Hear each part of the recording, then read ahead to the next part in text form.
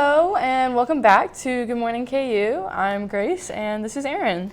Good morning, everyone. We have had some good news for our Jayhawks this weekend. Yes. I don't know if you were watching the game, but it was intense apparently. Big football game on Saturday against Texas.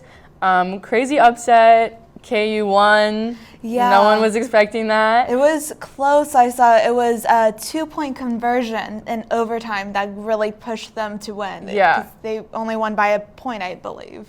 Yeah, and we have a video of that here.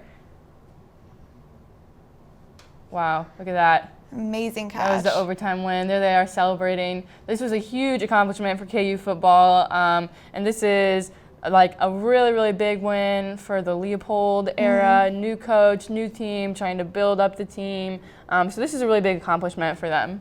Yeah, I know everyone's really excited about the Jayhawks finally seeming to be good in football. I know we're always a basketball school, but it's nice to have some bit of both, I think. And the program is growing and hopefully gonna get better. So, in other news, there was a big power outage this morning.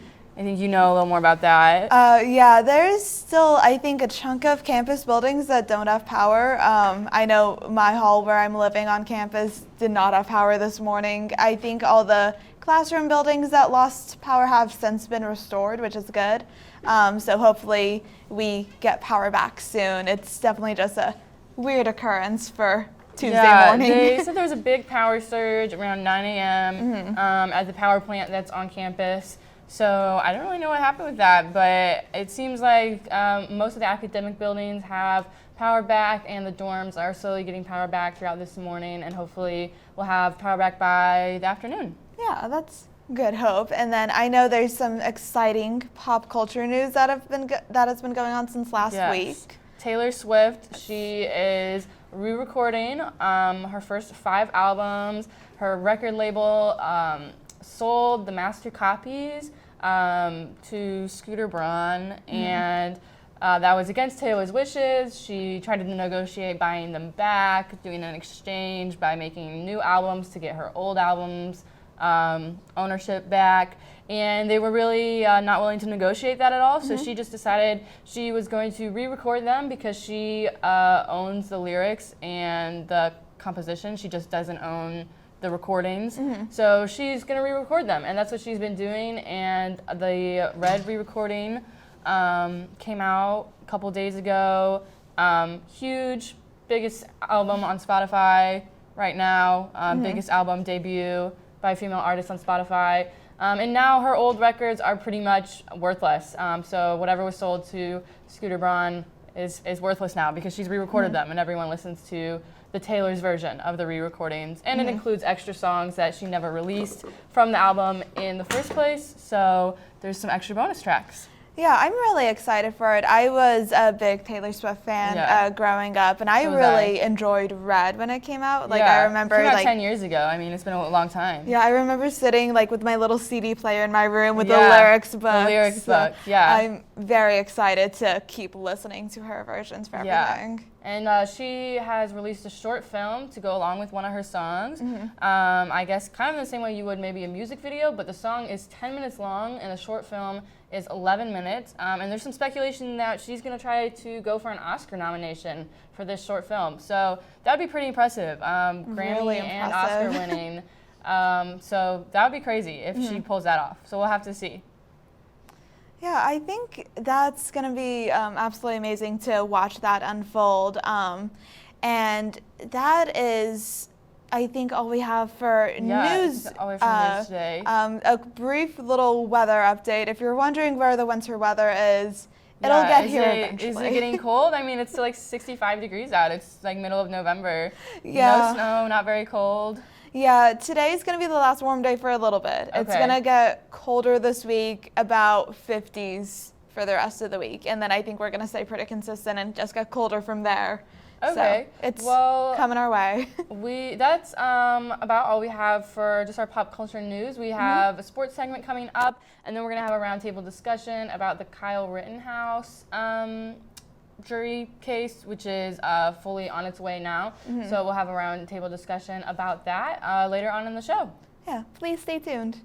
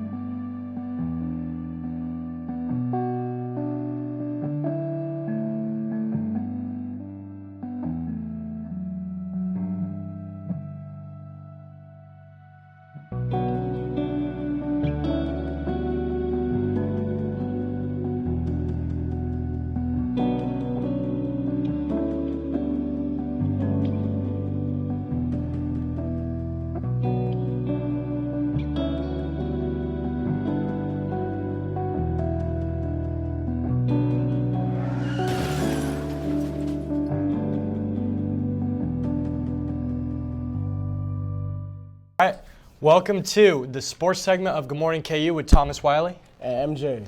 All right, first off, I just want to say, horns down, football. Give All it the to way. him. Oh my goodness, man! Jared Casey caught the game-winning two-point conversion, bro, to steal the game for us, bro. Crazy. Second win of the year, right? Second win. Oh my goodness, bro! Horns down all the way, baby. Horns down, baby. Shout out to them boys. KU football defeated Texas 57-56 in the overtime thriller. You know how we're coming. You know, it was a good game. Like I was saying earlier, Hawks by 90. But, you know, in reality, Hawks by 1. That's fine. A win's a win. On to the next. Kansas basketball, Michigan State. You know, like I said earlier, Hawks by 90. That's not true. Hawks by 13. Good enough, right? I'm about to say you was close in the range. Close enough. Maybe about Close like enough. 70 points off. We'll say that. But it was Yep. in Madison Square Garden, you know, and it's just like you got to come correct. And the boys did that. They came in, executed the plays that they needed to, and got buckets. Yep. As we should every week, as we should every time. Every week. Top 3. Every week. Top 3. All right. Next up, Gonzaga, Texas. Gonzaga puts the Longhorns away without breaking a sweat in an 86-74 victory. You know, good game. It was a good game. It was a solid game. You know, both teams came out and showed out. You know, that's how it is. You got any thoughts on this? Honestly, I really see Gonzaga taking it all the way. They are the number 1 seed, I believe, right? Am I wrong by that? Number 1 seed. Oof. Chet Holmgren, you know what I'm saying, with his team. I honestly do see Gonzaga making it to the Final Four this year. That's a bold prediction, It's man. a bold prediction, That's a but bold it's very prediction. accurate and it's very much fact-based. Don't even play that. I mean, like you were saying, only thing I'm going to say to that is, you know, man, they're a young team. They're a young team. You know, they got Chet Holmgren. They got a few other guys. A lot of their big stars, you know, left for the NBA last year. You know, so it's like. But these young guys got a lot of heart. That's true. That's another thing That's you true. be sleeping on that, Tom. That's Tom, true. I try to tell you that, Tom, all the time, That's true. bro. These young kids, That's these young true. cats can really hoop. That's fair. Let's move it on to women's basketball. We got Kansas versus Tennessee State. KU won 83-60. Easy. And they look to play Omaha tomorrow at 7 p.m. Looking forward to that. Yeah, especially look out for Nia Thomas. Whew. In the words of Brooke, she's an absolute powerhouse. Powerhouse. Absolute powerhouse. Man. All right, moving on. NFL. We got Chiefs, Raiders. You know, after watching this game, I got to admit, Chiefs are back to looking like their We old back, selves. baby. We back. Yes, sir. 41-14 win over the Raiders. Easy win. Nothing. And Nothing. you know, Southpaw Mahomes had to come with the left hand, as you see in the picture. Man, quit playing with him. Yeah. What quarterback you know throw both hands, No dual one. threat, all that, bro? No I'm one. about to say he's really about to try to be an MVP again, but Exactly. you know, you gotta take that from Lamar Jackson. That's my guy. I'm about to say. I don't know, man. I don't take that from know. my guy. I'm just saying, if Mahomes is playing for the rest of the year like he did this game, I bet you he could snag it in the end. The MVP. Stop it. I bet you he could. I bet you he could. Stop it. What they put in your cereal this morning, Tom? What they put Frosted in your cereal? Flakes. Frosted Flakes. And a good bowl of tequila, some Tito's. Man, you can't be drinking that, bro. Yeah. Let's move it on to the 49ers and the Rams. All right, hey, Rams failed to live up to the hype of their own star-studded roster, losing 10-31 to the 49ers with George Kittle back in. You see that? I know what I really did see is OBJ not performing well. I'm about to say George Kittle is always going to come in every week, but OBJ has been slightly not playing like himself. Bro. I think he's overrated. I think You he's so? overrated. You think he's overrated? Hear me out. Let me hear it. The only reason he got big on the scene is because he made the big one-handed catch. Well, when of he was on the course. Browns, he wasn't putting up good numbers. That's why they dropped him. The only reason he's a big name is because of the catch. But I think it's You know what I mean? I think it's beyond that. OBJ is going to show up as he should, but if you don't have a good quarterback to throw you the accurate passes to get you in the spots where you know you're there, when you have like an Aaron Rodgers and a Devontae Adams, we see it every single time he puts him in the right pass. But if he never had an Aaron Rodgers, he's never had a quarterback to give him the ball where he knows he can make those plays. He's got a Matthew Stafford now. Stop. You gotta admit. You gotta Stop admit. it. Stafford's a good quarterback. No. All right. I mean, he's good. He's very good, but he's not the quarterback OBJ needs. That's fair. All right, moving on from that, we got NBA, Hawks, Bucks. You know, rematch of Eastern Conference Finals. You know, I knew it was going to be a good game second I saw it. And it turns out that the Hawks soar above the Bucks with a 120 to 100 point win. What do we think? I think it's just Trae Young. I think it At is the Trae end of the Young. day, you know, like I think it is Trae Young. it's Stephen Curry's baby son, his baby boy. You know what I'm saying? Like it's the same game, same style. Shoot from 30, 35 feet. Whenever he crosses half court, he's a threat from deep, no matter where he's at. I agree with you 100% on that. I think he's an absolute assassin. He's a sharpshooter, man. You know, sniper. You know, pulling up from anywhere on the court. making every shot. Now I do have to bring this up. Did the Bucks have Giannis Antetokounmpo? Yes. Oh my gosh. Yes. That's embarrassing. I mean, that's a tough game, man. Overrated. Not by 20. Yeah. All right. You want to get this next one? I know you've been wanting to talk about this. Of course, bro. Grizzlies versus the Rockets, man. John Morant went crazy with 22 points, and he's looking to have a very good season. Right now, he's top front runner for MVP. Unsurprisingly, the Grizzlies beat the 1-13 Rockets 136 to 102. Jalen Green had an off night with only 15 points.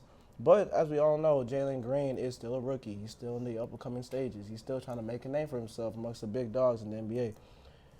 I agree with that 100%. All I know is that 100%. these two teams are just top flyers, man. The dunks are insane, Tom. I'm telling you. Oh my goodness! You gotta see it. Don't even get me started.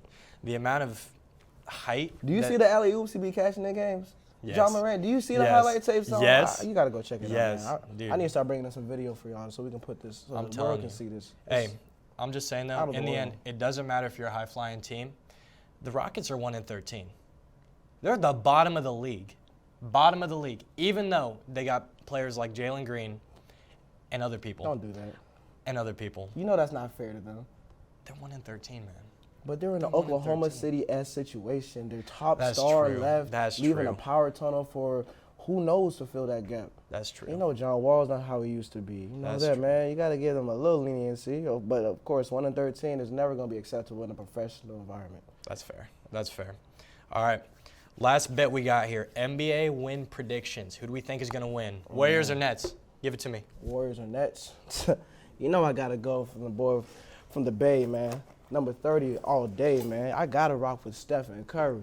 There's only one man Stop. I can really run Stop. with. And it's the biggest Stop. man, the best shooter to ever see in Oh, the game. I'm about to no. say, look, No. I'll tell you this right now. Stephen Curry has to be undoubtedly MVP this year.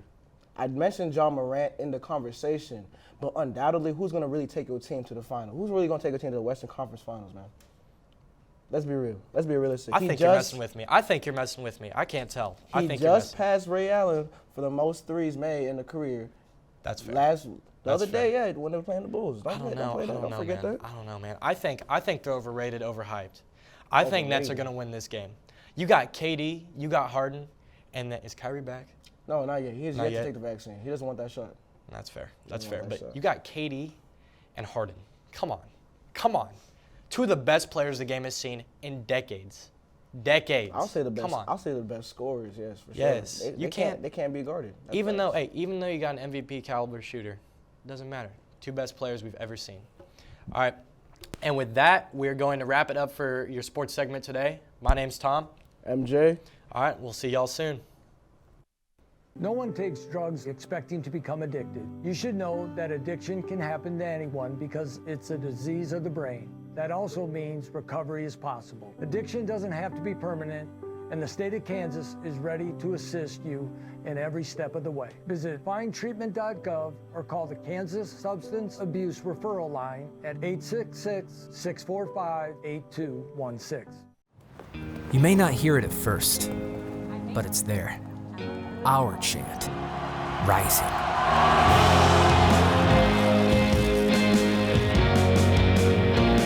On this summit, callings converge, voices unify into a chorus that sounds out for good,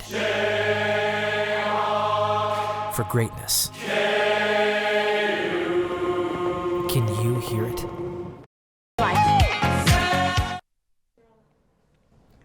All right. Good morning to everyone watching Good Morning KU. This is a roundtable discussion regarding the jury decision and everyone's opinions about the case over Kyle Rittenhouse. Brooke, do you want to get us started off? Yeah, so I've been keeping up with the trial since it started November 1st. It has been a roller coaster of a ride, and I wanted to know y'all's opinions as far as the prosecution and the defense goes. Well, I believe as of right now, right, he has, 5 charges on him? 5, As of now, I know that 2 charges were dropped. 2 were dropped. Yes, one of them being the illegal possession of a firearm underage. The reason that it's been dropped is because if you're gifted a gun, it doesn't go through the same legal documentation as buying a gun. That's fair. And the only reason it would be named illegal is if it was a handgun, because under the age of 18, you're allowed to carry a firearm if it's for hunting, things such as that. Okay, for sure.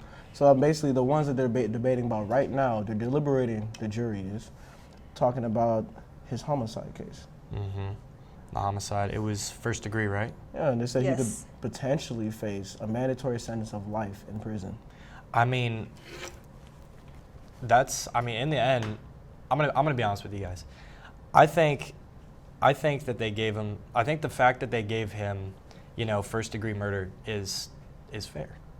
Honestly, if you kill someone, then that's what it is. It doesn't matter if he's, underage or whatever. But if you kill someone in cold blood and you do what he did, he went out into that protest, with that weapon, and he knew what was going to happen.